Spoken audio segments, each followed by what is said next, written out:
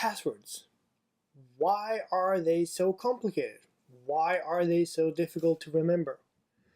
I think the problem with passwords is that we think about a password as a word, but it doesn't have to be a word. It can be a phrase. I mean, I can give you an example. I like monkeys. That's a good phrase, but it's also a good password. And I mean, if you look at the problem that we have with IT security for consumers, but also for companies, it is the password problem. I mean, we see compromised websites, we see database leaks, we see passwords being sold on the black market. But why is this still a problem?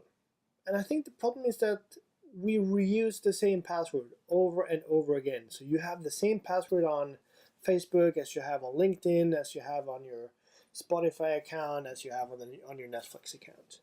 And we have to solve that somehow.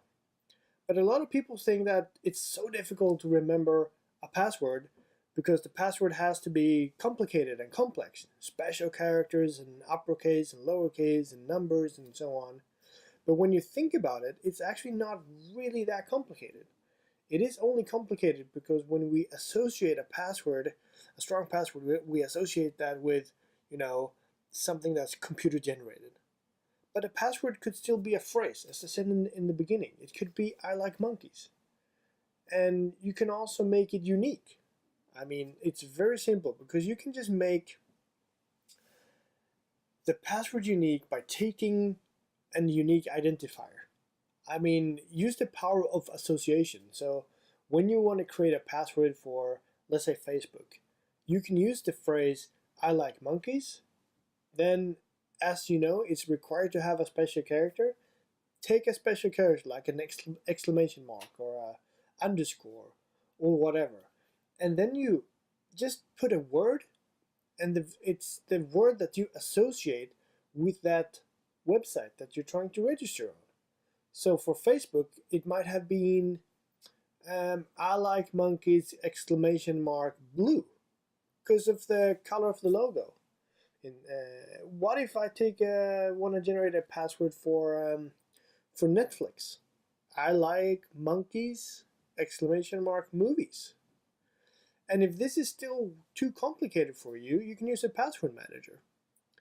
And why we're doing this video is because on Friday, it's the password change day. And I just want to give you a small reminder that review your passwords. When was the last time you changed your password?